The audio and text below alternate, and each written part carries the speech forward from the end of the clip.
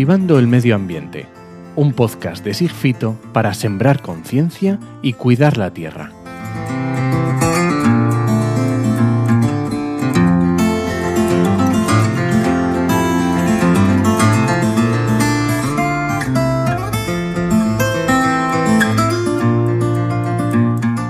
¿Cómo afecta y va a afectar el cambio climático al campo? Y viceversa, ¿cómo afectan las actividades de la agricultura y de la ganadería al cambio climático? Hola, ¿qué tal? Soy Elisa Plúmez, periodista agroalimentaria. Y por mis preguntas ya te habrás dado cuenta de que este episodio número 4 de Cultivando el Medio Ambiente trata sobre agricultura, ganadería y cambio climático. Pero escucha, porque al final también llegaremos hasta el consumidor, hasta ti y a mí.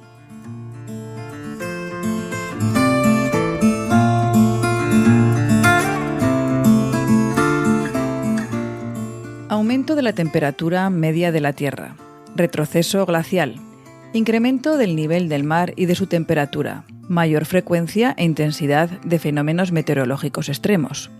Estas son algunas evidencias de que el cambio climático ya nos está afectando, no solo a los humanos, sino sobre todo a los diferentes ecosistemas ambientales del globo terráqueo, que son más vulnerables.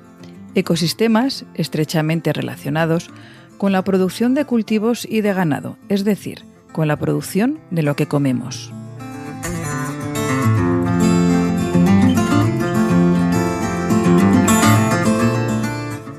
Sin embargo, al mismo tiempo, la globalización y la revolución verde del sector agrario experimentada en las últimas décadas, con la que se ha conseguido aumentar exponencialmente la producción de nuestros alimentos y garantizar un abastecimiento cada vez más seguro y económico, es un factor importante de contaminación y de generación de gases de efecto invernadero.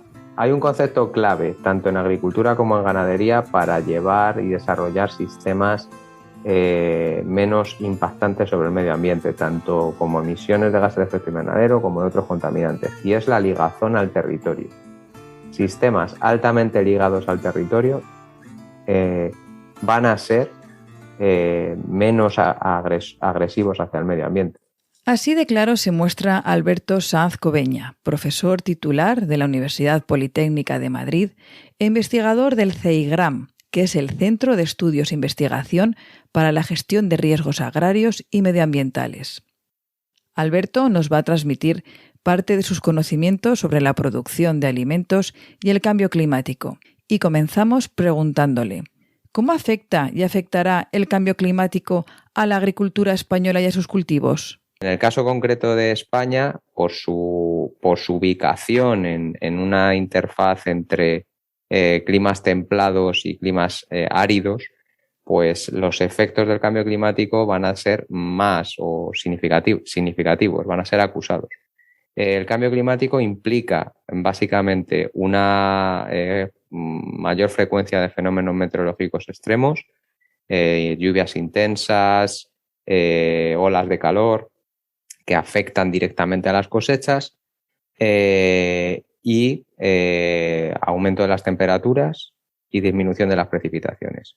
La conjunción de estos factores se está viendo ya y se estima en estas proyecciones que hace el IPCC que van a tener un efecto negativo sobre los rendimientos de las cosechas. Bien porque se vean afectadas las propias prácticas agrícolas y haya que modificarlas y adaptarlas, bien porque se produzca una afectación del propio metabolismo de los cultivos o incluso la proliferación de enfermedades que afecten a los cultivos. Esto, en las previsiones menos pesimistas, puede llevar a disminución de los rendimientos de en torno a un 5% de media, porque en función del tipo de cultivo, pues estos impactos son distintos, pero pueden llegar incluso a un 60% de disminución de los rendimientos de los cultivos en España, según ha recogido el Ministerio, en horizontes temporales hasta 2080, ¿no? O sea que en general las previsiones no son muy optimistas. Hay bodegas que desde hace años ya están comprando fincas en altitudes mayores en previsión de los cambios que va a traer el cambio climático.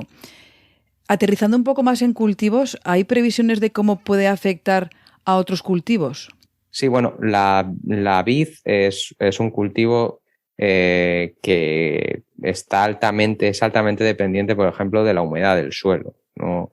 Pero es un cultivo también muy sensible a vectores, a enfermedades y patógenos que se pueden desarrollar en contextos de cambio climático. Con unas menores precipitaciones pueden proliferar determinados vectores. Hay otros cultivos que también se van a ver afectados y de hecho la mala noticia es que son cultivos muy importantes desde el punto de vista de la producción por el papel que juegan en nuestra economía y en nuestra dieta. O sea, el maíz se prevé que se vea afectado, el trigo, la cebada, el arroz, o sea, cultivos del arco mediterráneo que son paradigmáticos se van a ver afectados. La mala noticia, además, es que con el paso, el transcurrir de los años, la biodiversidad agrícola ha ido disminuyendo. La FAO estima que en el último siglo se ha perdido más del 70% de la biodiversidad agrícola. Esto quiere decir que de cada cultivo hay cada vez menos variedades que se cultivan. ¿Esto qué supone? Que si dependemos de pocos cultivos, o nuestras dietas están basadas en pocos cultivos y de estos cultivos hay muy pocas variedades, si una de las variedades se ve afectada por los impactos del cambio climático, pues el riesgo de perder la provisión de ese cultivo aumenta. Si hubiera más variedades, pues unas se pueden adaptar mejor que otras. O sea que una de las herramientas para prever o hacer frente a esas consecuencias del cambio climático sería trabajar en variedades, en nuevas variedades. Sí, correcto. Variedades locales, variedades tradicionales. Una idea muy importante a la hora de enfrentar el cambio climático, una idea fuerza, es recuperar conocimiento tradicional y material genético que se ha ido perdiendo y que es indispensable para enfrentarnos a los cambios que se están produciendo y que se van a producir en mayor intensidad. Pues precisamente el anterior podcast a este lo hicimos sobre los bancos de semillas y de germoplasma y los titulábamos como los guardianes de los cultivos del futuro. O sea que son una herramienta como una manera de hacer frente a este cambio climático que ya tenemos aquí. Totalmente. Hemos hablado de cómo afecta y cómo puede afectar todavía más el cambio climático a los cultivos, pero a la ganadería.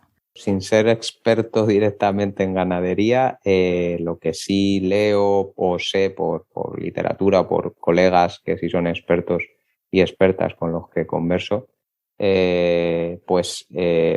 por un lado, provisión de alimentación. Si lo que es la producción de cultivos se ve afectada, los animales comen piensos en gran medida y pastos que si son pues se ven afectados por el cambio climático, pues hay un efecto indirecto a través de la alimentación sobre el ganado.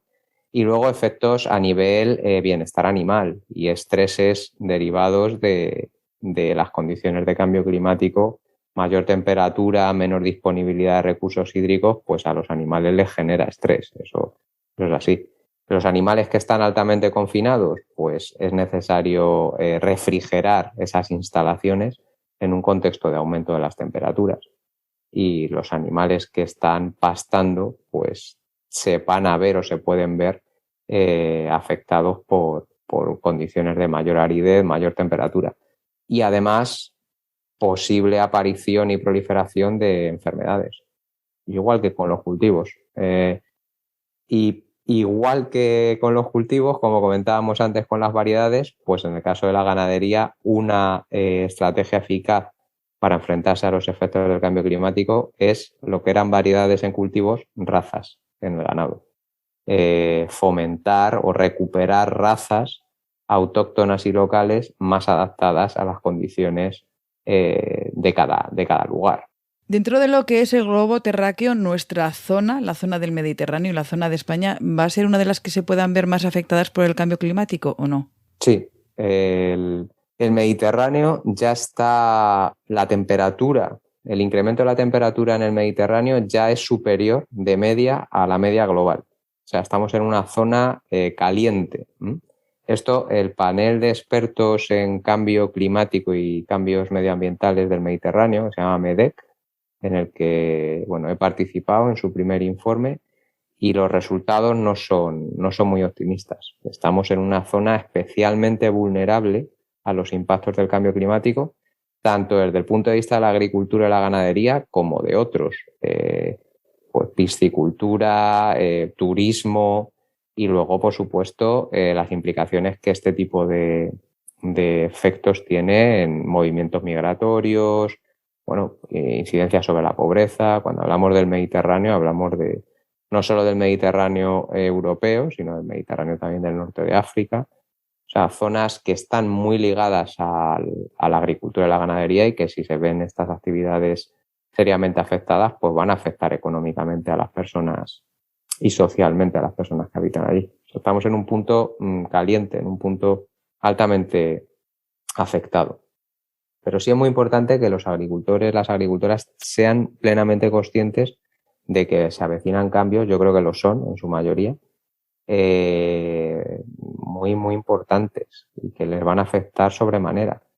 Y tienen, por el bien de toda la sociedad, tienen que adaptarse y tienen que impulsar el cambio hacia un modelo más adaptado y menor emisor de gases de efecto invernadero. Ya hemos visto que la agricultura y la ganadería son vulnerables al cambio climático, pero a la vez también influyen en él por el uso de productos químicos en los cultivos o por la emisión de gases de efecto invernadero y contaminación de las cabañas ganaderas. ¿Cuál es el impacto negativo que tienen las actividades agrarias en el cambio climático?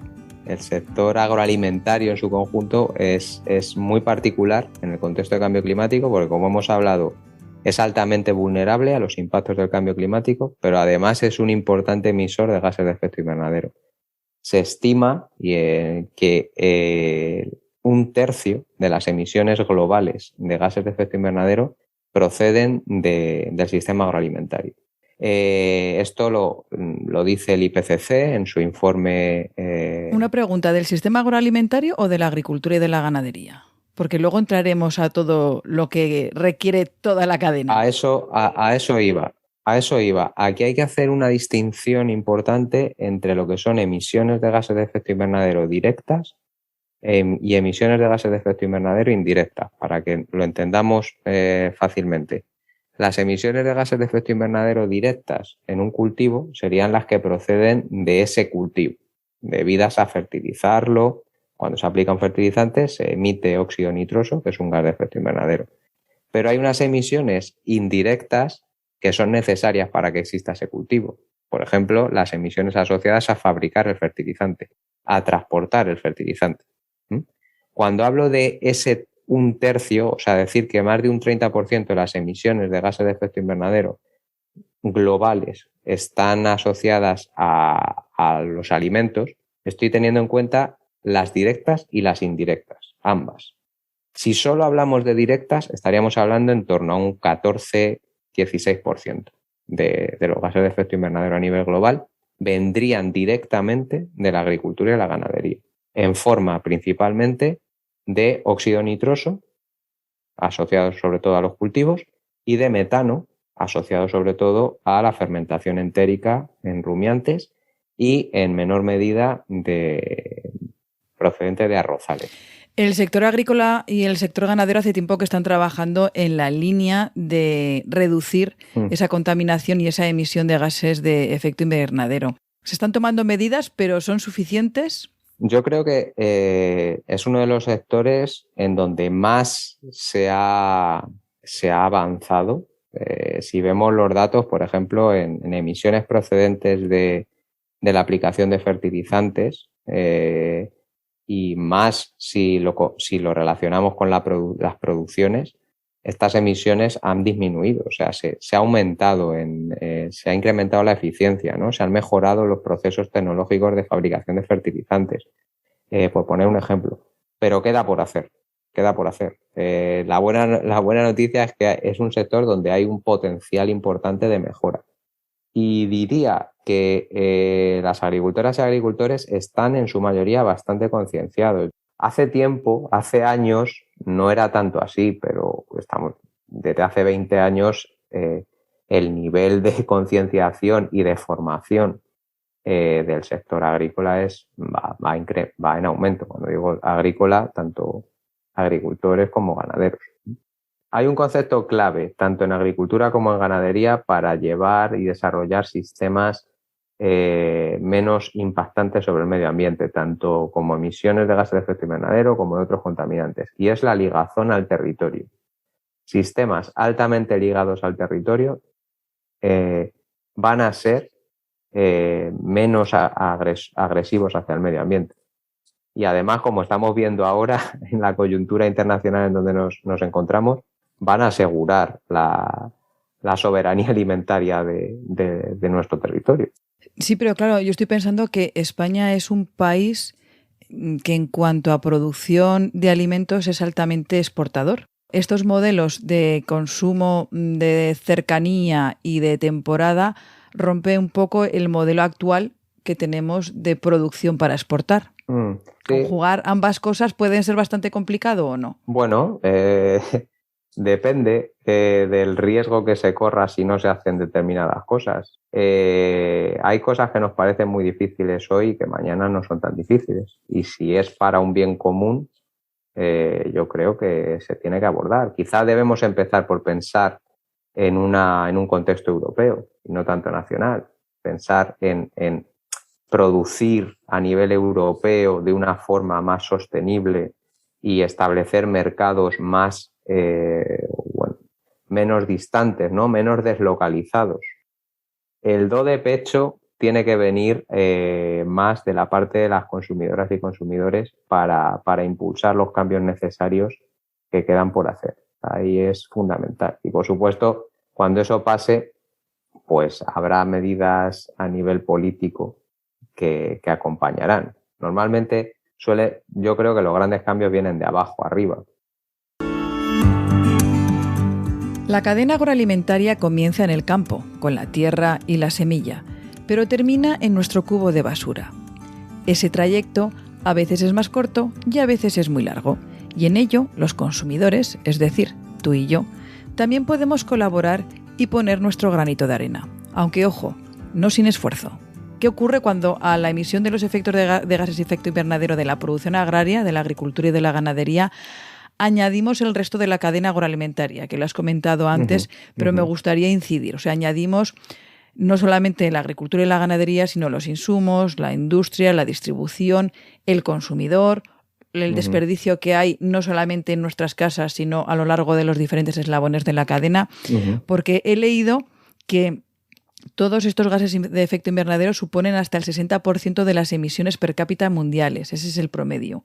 Si tenemos en cuenta todo lo que ocurre para que se produzca lo que comemos y lo que va a ocurrir después con los desperdicios asociados a lo que hemos comido, si tenemos en cuenta los insumos que hay que producir, el transporte de esos insumos, la producción per se, el transporte del alimento, todo el procesado, empaquetados, etcétera, eso es lo que al final convierte al sistema agroalimentario en uno de los sectores más emisores de gases de efecto invernadero.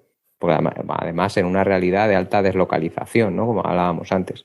Y efectivamente ese dato que comentas del 60% procede de una investigación que hicimos coordinada por mi colega Eduardo Aguilera y por mí en colaboración con la Real Academia de Ingeniería de España, y veíamos que la huella de carbono asociada a la alimentación, teniendo en cuenta todo esto que tú comentas, todos los eslabones de la cadena, es hoy el 60% de la huella media de un ciudadano medio del mundo. Esa media disminuye al incorporar en la media, en gran medida, zonas empobrecidas. En el sistema agroalimentario no solo hay que tener en cuenta lo que hacen los productores de alimentos, que están en el primer eslabón, sino también lo que hacen los demás eslabones y también el consumidor. El consumidor somos el último eslabón de la cadena agroalimentaria. ¿Ahí qué es lo que podemos hacer nosotros para reducir esa huella? Pues podemos hacer muchas cosas. Nosotros en esta investigación que hicimos en España estimábamos, las emisiones asociadas por ejemplo, al transporte hoy son similares a las asociadas a la producción de cultivos. O sea que el transporte juega un papel importantísimo. El transporte dentro de la cadena, no el transporte en general. El transporte dentro del sistema agroalimentario, el transporte de alimentos, sí. Por poner un ejemplo, los envases suponen unas emisiones muy importantes también. Luego, las emisiones asociadas a la ganadería son un 80% de las emisiones ligadas a la producción. Entonces, si consumimos más de temporada, si consumimos alimentos menos procesados y menos envasados, si consumimos alimentos más cercanos al lugar en donde los consumimos, y si moderamos un poco el consumo de proteína animal y lo sustituimos por proteína vegetal, sin eliminarlo, quien no quiera eliminarlo, por supuesto, pues reduciremos la huella como consumidores. Esto es algo que hemos visto y hemos estimado para España y que está siendo materia de publicación en las mejores revistas científicas desde hace ya tiempo. ¿Las dietas más sanas son también menos contaminantes, contaminan menos? Podríamos resumirlo así. De hecho, hay un informe que hicieron conjuntamente la FAO y la OMS, o sea, las principales organizaciones de Naciones Unidas de Agricultura, Alimentación y de la ligada a la salud, en donde se titula Dietas sostenibles y saludables, porque están intensamente ligadas. En general, aquello que nos viene bien para la salud tiene un menor impacto sobre el medio ambiente. En general, por supuesto, esto no da recetas a nivel ciencia, dar recetas únicas, exclusivas, es muy arriesgado. Pero bueno, como idea general, creo que es interesante, creo que además es sencillo de entender. Como periodista especializada en agricultura y alimentación, la verdad es que muchas veces me toca ponerme en los zapatos de agricultores y ganaderos. Escuchamos, cambia tu dieta, cambia los cultivos, ganadería intensiva, extensiva, come menos carne, pero no escuchamos eso de viaja menos, amortiza tus viajes, utiliza el transporte público o piensa cuándo tienes que coger tu coche y cuándo no. No sé, yo creo que tendremos que cambiar mucho nuestros hábitos en general. Totalmente. Sí que puede ser interesante utilizar el consumo de alimentos o campañas ligadas a alimentos para introducir el concepto del cambio climático y la importancia que tienen nuestros hábitos en el cambio climático. Pero no se pueden quedar solo en los alimentos, o sea, porque la tecnología también es un elemento muy importante que genera impactos medioambientales, como emisora de gases de efecto invernadero y como sector que impacta sobre el medio ambiente y sobre la condición de vida de muchas personas, ¿no? Tecnología, dispositivos, transporte, un montón de hábitos que tenemos incorporados y que tenemos que ir cambiando, aunque haya muchos intereses muy poderosos detrás. Para terminar, Alberto, me gustaría lanzar un mensaje positivo para agricultores y ganaderos. Se ha hecho un buen trabajo y que hay un gran potencial de mejora también y que al final las agricultoras y agricultores son guardianes de conocimiento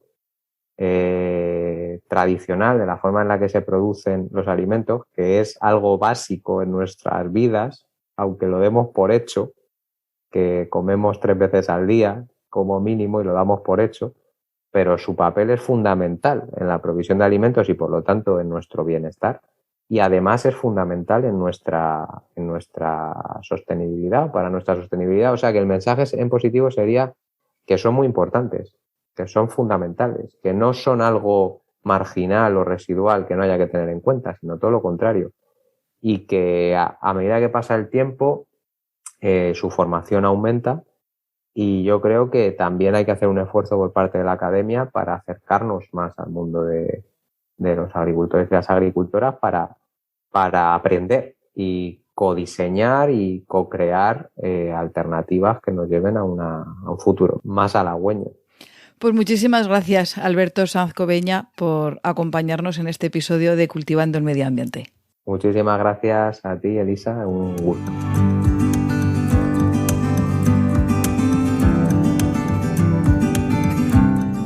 En Cultivando el Medio Ambiente queremos sembrar conciencia y plantar reflexiones.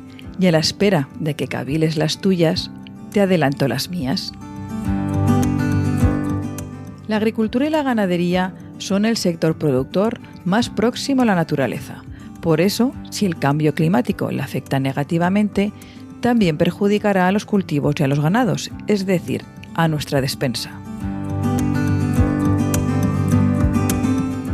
Hace décadas que los agricultores y ganaderos están tomando medidas para producir alimentos con menor impacto ambiental, lo que supone que han cambiado y siguen cambiando sus hábitos de producción. Pero como se les sigue insistiendo en que los modifiquen más, en ocasiones se sienten los paganos de la cadena agroalimentaria. ¿Somos los consumidores conscientes de todo este esfuerzo?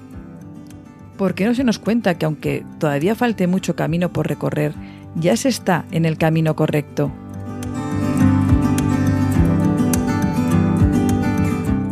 Como consumidores también formamos parte de la cadena agroalimentaria, aunque estamos casi al final. ¿Y nosotros? ¿Estamos dispuestos a cambiar nuestros hábitos de consumo? ¿Y si de vez en cuando nos paramos a pensar en cómo se ha producido un alimento, cuál es su origen, cómo llega hasta nosotros o cómo está envasado? ¿Es mucho esfuerzo? Por muy larga que sea la cadena agroalimentaria, el inicio siempre es el mismo, el campo, un lugar que aunque lo tenemos muy cerca, sigue siendo un gran desconocido. Y para eso, para acercarte al campo, te esperamos aquí, en Cultivando el Medio Ambiente. Así que cuídalo y cuídate.